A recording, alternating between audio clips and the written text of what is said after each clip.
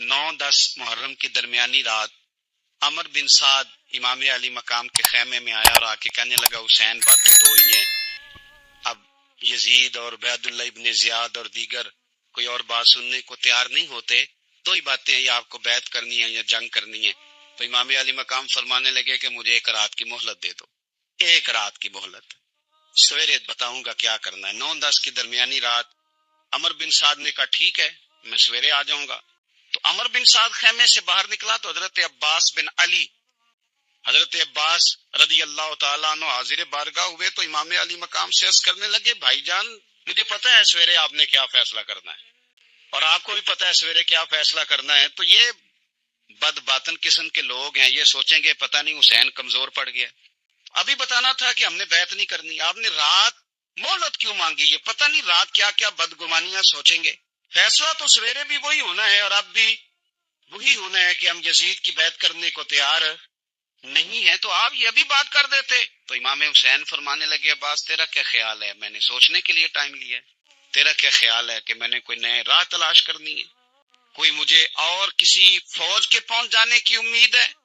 کہا نہیں مجھے کچھ بھی نہیں کرنا، نہ کچھ سوچنا ہے، فیصلہ بھی وہی ہے جس کا تجھے پتہ ہے، لیکن بھائی یہ آخری رات بچی ہے، کل حسین دنیا سے جائے گا، آخری رات بچی ہے، دل کرتا ہے کہ آج کی رات نہ میں رج رج کے اپنے رب کو سجدے کروں، میں جی بھر کے اس کی عبادت کروں، یہ پیشانی اس کے حضور ناز جھکے۔ او یار حسین ابن علی تو ایک رات باقاعدہ بچائیں کہ میں نے اللہ کے حضور حاضری دینی ہے اور تو ساری راتیں ضائع کر دیتا ہے۔ وطن چھوڑنا ہے حسین کو۔ امام علی مقام نے کہا کہ ہجرت کی تھی نا، حضور نے بھی وطن چھوڑا تھا، دور کھڑے ہیں نانا تیرے کرم کے خزینے کی خیر ہو، میں جا رہا ہوں تیرے مدینے کی خیر ہو۔ پھر حسین ابن علی وہاں سے نکلے، بچے ساتھ، ڈٹنا پڑا، بھوک پیاس، بچوں کا ساتھ، پھر بچوں کی شہادتیں، یہ ساری چیزیں انسان کو کمزور کر دیتی ہیں نا، لیکن جس کی شان بڑی ہوتی ہے اس کی آزمائش بھی بڑی ہوتی ہے۔ چھوٹی چھوٹی باتوں سے گھبرا جانے والی امت، ذرا ذرا سی بات پر پریشان ہو جانے والے لوگ، لڑکھڑاتے قدم، الجھے خیالات، بے چینیاں، بے قراریاں، بہتے آنسو اور ہر وقت مظلومیت کا اظہار کرتی قوم اگر اپنے قدموں پہ کھڑا ہونا چاہتی ہے، امت اگر پھر سے امت سازی چاہتی ہے، امت اگر کھڑے ہو کے اور اللہ کی عطا پر راضی رہ کر اپنی زندگی گزارنا چاہتی ہے، ایک ہی فارمولہ ہے، اس قوم کو امام حسین کی سیرت سے آگاہ کر دو، اس امت کو نبی پاک کے اس شانوں والے نواسے کی عظمتیں بتا دو۔ یہ جو لوگ سہمے سہمے، ڈرے ڈرے سے، پریشان سے، کمزور سے، غریبی کی بات کرتے، دیہاتی ہونے کی بات کرتے، سہمی سہمی باتیں کرتے، انہیں کہو ڈرو نہ، وہ دیکھو پردیس میں حسین ابن علی تھوڑی دیر پہلے حضرت علی اکبر کی لاش مبارک اٹھا کے لائے ہیں اور لا کر کے خیمے میں رکھی ہے، لیکن انہیں پتا ہے کل بھی تو جانا ہے نا، انہیں پتا ہے نا کتنے کو سال جینا ہے، بالآخر جانا تو ہے نا۔ جس دھج سے کوئی مقتل میں گیا وہ شان سلامت رہتی ہے، اس جان کی کوئی بات نہیں، یہ جان تو آنی جانی ہے، موت بستر پہ بھی آ جایا کرتی ہے، لیکن جو میدانوں میں ڈٹ کے رہتے ہیں ان کو تاریخ ذرا زندہ رکھا کرتی ہے۔ کمزور زندگی نہ گزارو، ڈری ہوئی زندگی نہ گزارو، اور یہ کبھی نہ کہو ہائے حسین، ہم ہائے حسین والے نہیں، ہم واہ حسین والے ہیں۔ ہمارے بزرگوں نے ہمیں یہ سبق دیا ہے، ہم نے کہنا واہ حسین، کیا کمال کر دی امام علی مقام نے، واہ حسین آپ کی عظمت پہ قربان۔ اتنے سارے دکھوں کے باوجود جب شانوں والے نانا کا شانوں والا پوتا، عظمتوں والی ماں کا عظمتوں والا بیٹا، جرت مند باپ کا بیٹا میدان میں نکلنے لگا ہے تو ڈرا ڈرا سہما سہما رو کے دلا سے لے کے آنسو پوچھ کے نہیں، بلکہ امام حسین نے ڈٹ کے کھڑے ہو کے وہ امامہ سر پہ باندھا جو محمد عربی نے عطا فرمایا تھا، وہ جوبہ پہنا جو نانا نے دیا تھا، وہ تلوار پکڑی جو شیر خدا مولا علی پکڑتے تھے، اور حسین میتوں کے باوجود میدان میں آئے، فرمایا سامنے کھڑے ہو جاؤ تمہیں خطبہ دینا ہے، اس لیے کہ محمد عربی کا طریقہ ہے جمعے والے دن خطبہ دیا جاتا ہے۔ پورے وسوق سے اتمام حجت کیا، حسین ابن علی ایسے تو نہیں تھے کہ ڈرے بڑا تھے تو ان سے تلوار نہیں چلی، انہوں نے تلوار چلائی، جو ایک ایک دو دو کر کے آتے رہے وہ کٹتے رہے، وہ کٹتے رہے، پھر آواز ایک گونجی پیچھے سے، وہ اکیلے اکیلے کیوں جاتے ہو؟ تمہیں پتہ ہے علی کا بیٹا علی کا گھر تو وہ گھر ہے کہ جس گھر کا ہر ایک بچہ جسے دیکھو وہی شیر خدا معلوم ہوتا ہے۔ اکیلے اکیلے جاؤ گے تو تم چہرے کی روشنی نہیں دیکھ رہے، آنکھوں کی سرخی نہیں دیکھ رہے، مزاج کا بلبلا نہیں دیکھ رہے، طبیعت کا باغ پن نہیں دیکھ رہے، اور جوانی میں شہادت کی لذت سے آشنا محبت کا نواسا نہیں دیکھ رہے۔ ذرا مل کے جاؤ، ہاں ہاں حسین ابن علی شہید ہوئے ہیں پر شان و شوکت کے ساتھ، ہاں ہاں حسین ابن علی دنیا سے تشریف لے گئے ہیں پر عزت وقار اور عظمت کے ساتھ، ہاں حسین ابن علی کا سر کٹا ہے، مخالف نے تو اپنی طرف سے نیزے کی نوک میں چڑھایا تھا پر حسین کا سر بول بول کے کہہ رہا تھا دیکھ لو میں کٹ بھی گیا ہوں پھر بھی سب سے اونچا ہوں، وہ دیکھ لو میں سب سے اونچا ہوں، سب سے اونچا ہوں میں۔ اے حسین ابن علی، نازش آل نبی تم پر سلام، اے حسین ابن علی تم پر سلام، نازش آل نبی تم پر سلام۔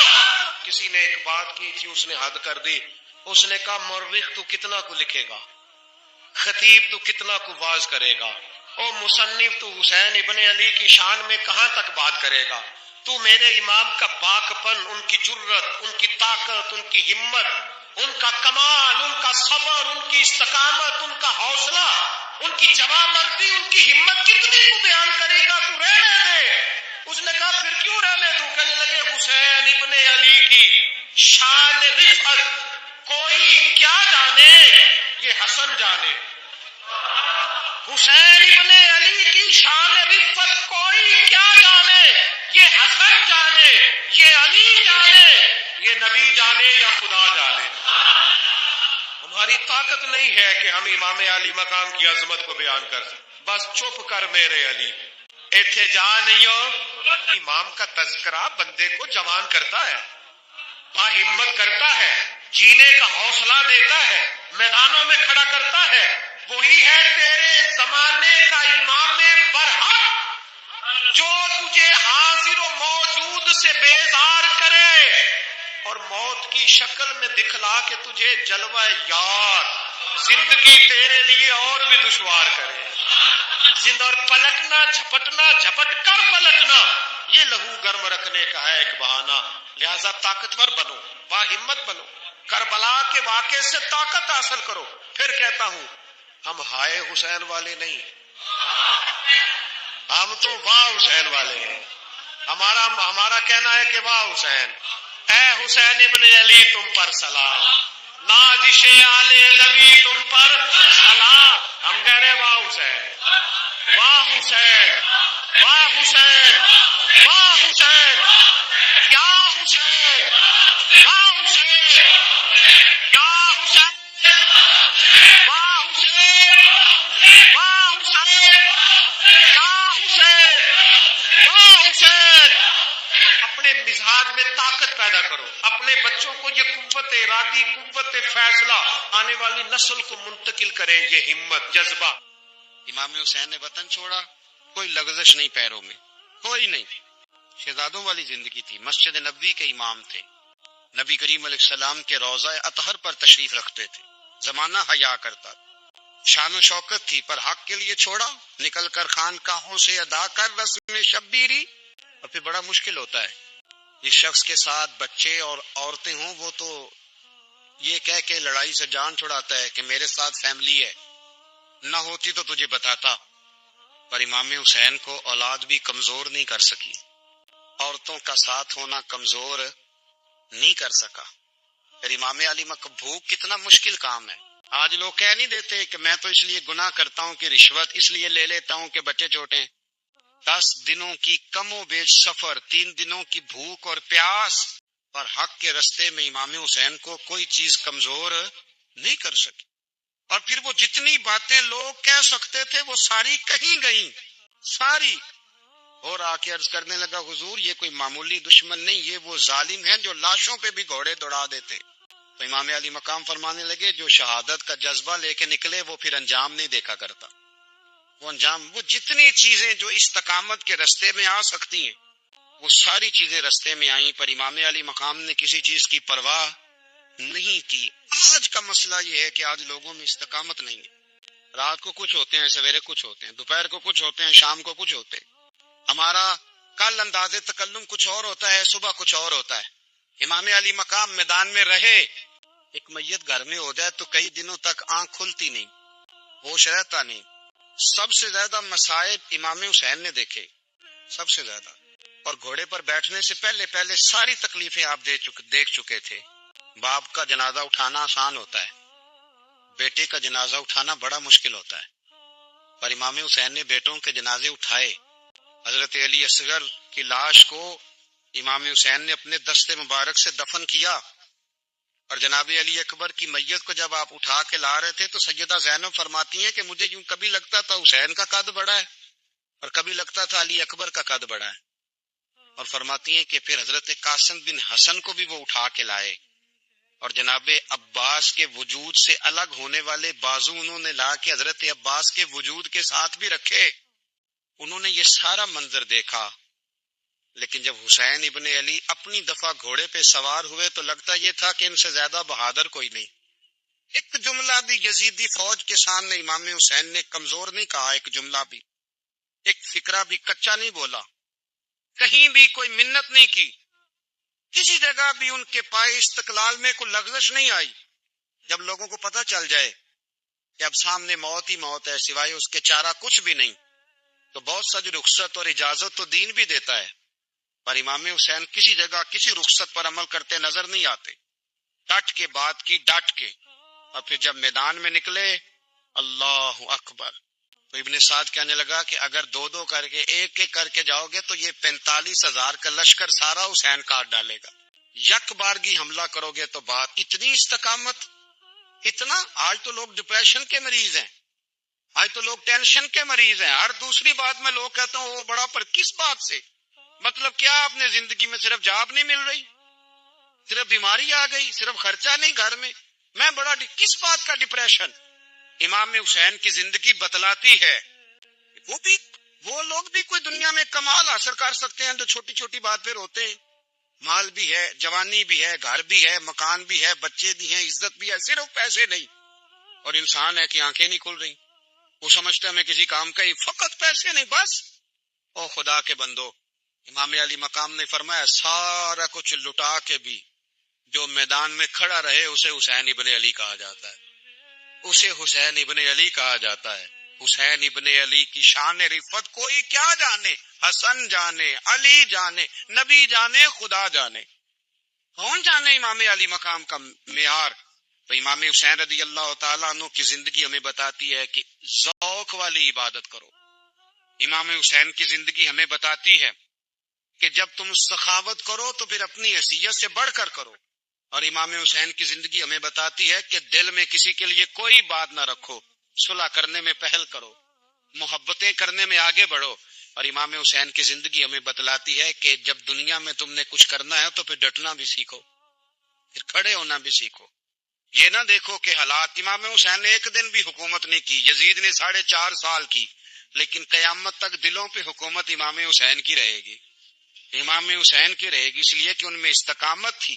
امام حسین کے ساتھ اس وقت 72 لوگ تھے، لیکن آج کائنات کا ذرہ ذرہ امام حسین کے ساتھ ہے۔ میں اکثر گزارش کرتا ہوں دوستوں سے، میں کہتا ہوں کربلا کا واقعہ کوئی حادثاتی نہیں ہے، اس کے پیچھے پوری ایک لاجک ہے، اس کے پیچھے پورا ایک فلسفہ ہے۔ ایسے ہی کوئی آدمی 3 دن بھوکا پیاسا رہ سکتا ہے؟ کسی آدمی کو صبح اس نے کھانا کھایا اور شام تک کھانا نہ ملے تو ٹانگیں کانپتی ہیں۔ رمضان المبارک میں عبادت کی نیت سے روزہ رکھنے والے بھی شام کو بڑے پریشان ہو جاتے، اور مسلسل 3 دن کھانا نہ کھایا جائے اور پانی نہ پیا جائے، اور حال یہ ہے کہ وہی آدمی تلوار لے کے میدان میں نکلے اور اس کی حالت یہ ہو کہ لوگ اس کے آگے دوڑنا شروع کر دیں، ہزاروں کی فوجیں تاب نہ لا سکے۔ علی کا گھر بھی وہ گھر ہے کہ جس گھر کا ہر ایک بچہ جسے دیکھو وہی شیر خدا معلوم ہوتا ہے۔ یہ کوئی آسان ہے؟ اس کے پیچھے پوری اس کے پیچھے فلسفہ ہے. امام راضی کی تفسیر کبیر دیکھیے گا. امام راضی کہتے ہیں کہ سیدہ فاطمہ الزہرا رضی اللہ تعالی عنہا کے دونوں شہزادے حسنین کریمین بیمار ہو گئے تو سیدہ نے منت مانگی کہ بچوں کو شفا ہوگی تو 3 روزے رکھوں گی. شفا ہو گئی، روزے بھی رکھ لیے. اور جب مولا علی شیر خدا روزہ رکھنے کے لیے بیدار ہوئے، سیدہ فاطمہ الزہرا بیدار ہوئی تو امام حسن اور حسین بھی اٹھ گئے. 7-8 سال کی عمر. اماں جی ہم نے بھی رکھنا ہے. صبح کھجور اور دودھ سے روزہ رکھ لیا گیا. این افطاری کے وقت مولا علی کہتے ہیں فاقے چل رہے تھے، کہیں سے میں جاؤں لایا تھوڑے سے. سیدہ فاطمہ الزہرا نے پیس کر روٹیاں پکائیں. وہ وقت جو بڑا مشکل ہوتا ہے افطار کا، کہتے ہیں اس وقت جب کھانے کے لیے بالکل ہاتھ آگے بڑھنے لگے اور امید تھی کہ ابھی سیدنا بلال اللہ اکبر کہیں گے تو روزہ کھلے گا، لیکن ابھی چند ہی منٹ رہتے تھے کہ دروازے پر ایک فقیر نے صدا دی. کہنے لگا سارے مدینے کے دروازے کھٹکھٹا آیا ہوں، قحط ہے، فاقہ ہے، اے رسول اللہ کے خاندان والو میں یتیم ہوں.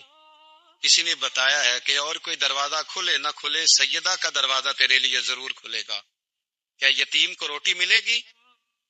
تو حضرت مولا علی نے بچوں کی طرف دیکھا ہی تھا کہ امام حسن ساری روٹیاں جا کے دروازے پہ دے آئے.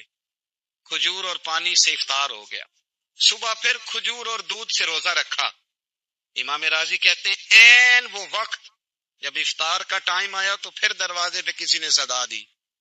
کہا رسول اللہ کے خاندان والوں میں مسکین ہوں، رات سے روٹی کھائی ہے، نہ صبح کھا سکا نہ دوپہر. کسی نے بتایا ہے کہ اس دروازے سے خالی کوئی نہیں جاتا. امام حسن نے پھر سارا لنگر اٹھایا اور پھر جا کے دے دیا. تیسرا دن پھر ہوا. مجھے لگتا ہے کہ جب افطار کا ٹائم آیا ہوگا نا تو یہ خود ہی سارے دروازے پہ دیکھتے ہوں گے. یہ کوئی آیا نہیں لینے والا ابھی تک. لگتا ہے کہ نظریں دروازے پہ تھیں. این افطار کے وقت 3 روٹیاں جب جاؤں کی پک کے آئی، ایک بھکاری نے صدا دی. کہنے لگا میں قیدی ہوں، آج ہی قید سے رہائی ملی ہے. پہلے دن کسی کے دروازے پہ صدا دی ہے روٹی ملے گی. امام حسن وہ کھانا دے کے واپس لوٹے. کھجور اور پانی سے افطار ہوا اور جیسے ہی مسجد نبوی میں تینوں باپ بیٹا نماز پڑھنے گئے تو مولا علی کہتے مجھے بتانا نہیں پڑا. رسول کریم نے میری طرف دیکھ کے فرمایا علی تیرا، فاطمہ کا، حسن اور حسین کا 3 دن والا عمل خدا کو بھی بڑا پسند آیا ہے اور محمد مصطفیٰ کو بھی بڑا پسند آیا، بڑا پسندیدہ عمل. میں کہتا ہوں کہ حضرت فاطمہ نے نا ان کی تربیت پہلے ہی کر دی تھی 3 دن بغیر افطار کے روزہ رکھنے کی. وہ ٹریننگ گھر سے ہو چکی تھی. اب میدان کربلا میں 3 دن بھوکا پیاسا رہنا ان کے لیے مشکل نہیں تھا. وہ تو ان بچوں کے لیے مشکل ہوتا ہے جو کھانا دیر سے پکنے سے برتن توڑنے شروع کر دیتے. وہ بچے بلیک میل ہوتے ہیں جن کو ایک وقت ان کے پسند کا کھانا نہ ملے تو وہ گھر میں جو ہے وہ ادھم شروع کر دیتے ہیں. جن کی ماں نے عادت ڈالی ہو کہ بیٹا 3 دن بھوکے پیاسے رہنا ہوا تو رہ لینا لیکن کسی بھی باطل کے ساتھ کمپرومائز نہ کرنا، ان کے لیے اتنا مشکل نہیں تھا. ان کی تربیت ہوئی، ان کی ٹریننگ ہوئی، پھر اللہ نے ان کی سیرت میں رنگ بھرے، ان کے کردار میں حسن آیا، وقار آیا. حضرت امیر معاویہ رضی اللہ تعالیٰ عنہ نے ایک شخص کو بھیجا مدینہ منورہ شام سے، تو اس نے کہا میں نے امام حسین سے ملنا ہے، تعارف کیا ہے؟ جناب امیر معاویہ فرمانے لگے مسجد نبوی میں جانا جس کے گرد لوگ سب سے زیادہ ادب سے بیٹھے ہوں اور جس کی باتیں سب سے زیادہ میٹھی ہوں اور جس کی نظریں سب سے زیادہ جھکی ہوں اور جس کے چہرے پر تمہیں سب سے زیادہ وقار نظر آئے وہی علی کے بیٹے حسین ہوں گے.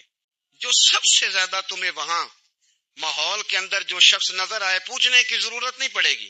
وہ شخص کہتا میں مدینے آیا تو میں نے واقعی ایک شخص کو دیکھا، شہد کے گرد مکھیوں کا اتنا ہجوم نہیں ہوتا جتنا امام حسین کے گرد رسول اللہ کے غلاموں کا ہجوم تھا، لیکن نظریں جھکی ہوئی، باتیں میٹھی، لہجہ گداز، لفظوں میں رانائی.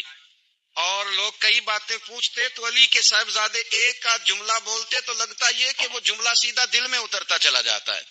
امام علی مقام کے کردار میں نا کچھ باتیں بڑی زیادہ تھیں، بہت زیادہ تھیں، بڑا حسن تھا.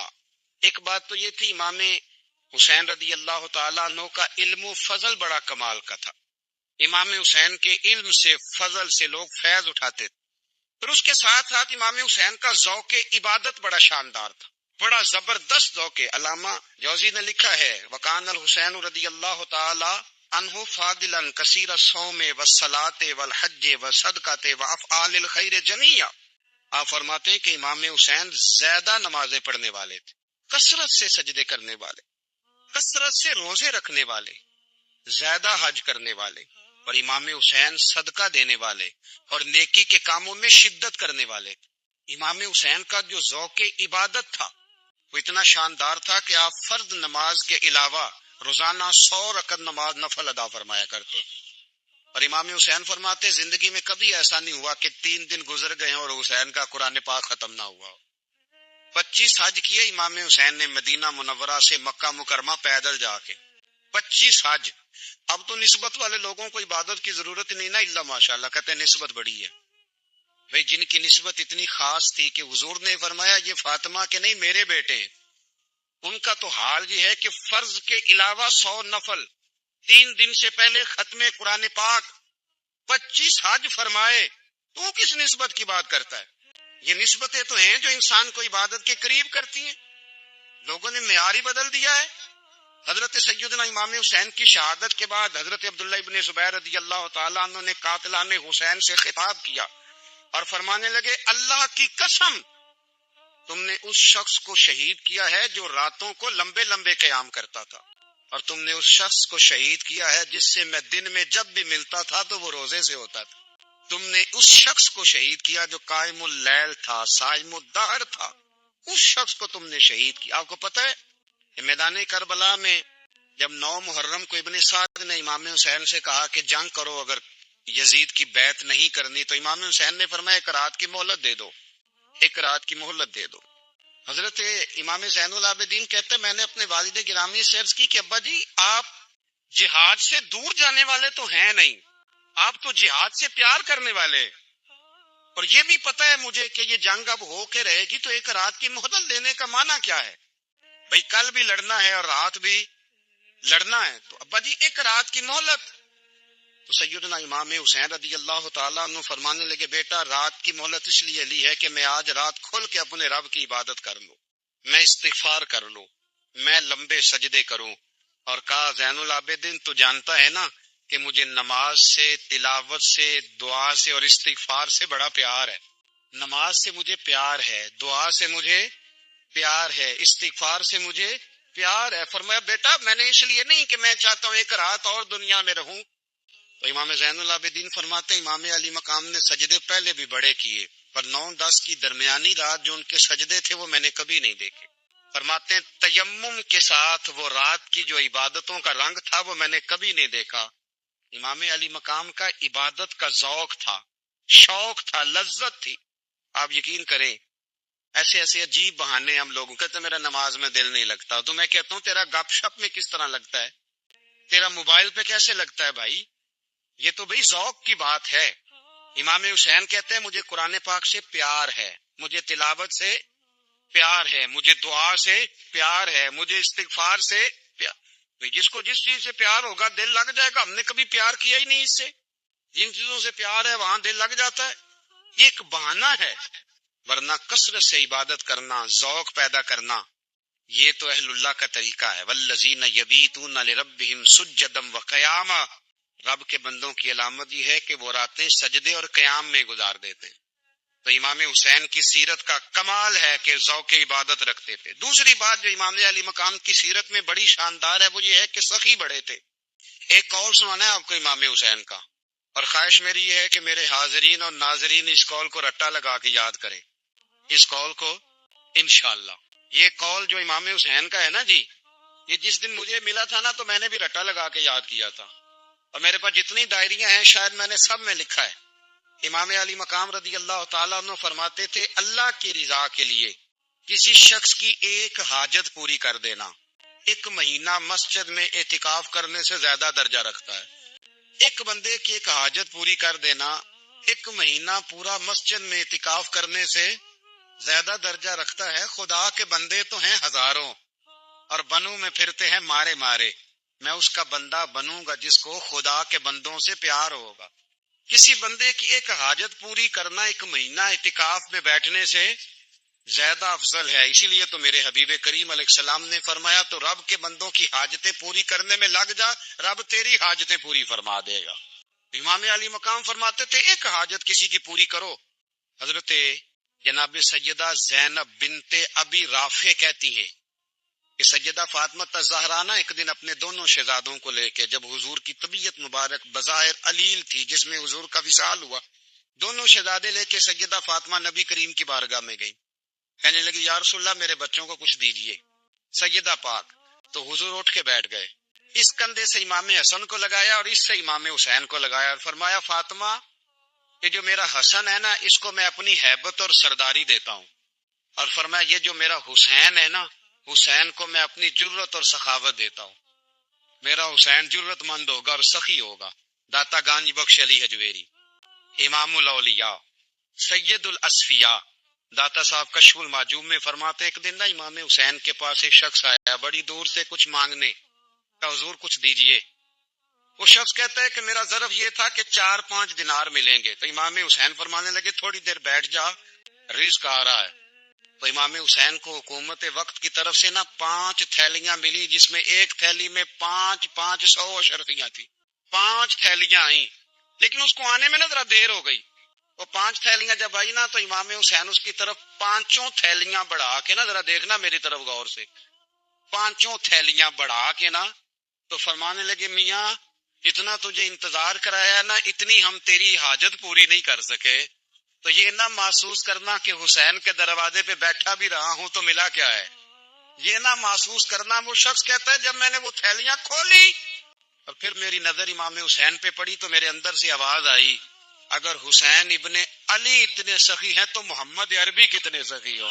پر یہ معیار ان کا ہے، ان کا یہ معیار ہے. اور خود بھیک دیں خود ہی کہیں منگتے کا بھلا ہو. خود کہنے لگے جتنا انتظار کرایا ہے اتنی تیری مدد کر سکے. یہ سخاوت کا معیار تھا، یہ طریقہ تھا. ایک دفعہ سیدنا امام حسین رضی اللہ تعالیٰ عنہ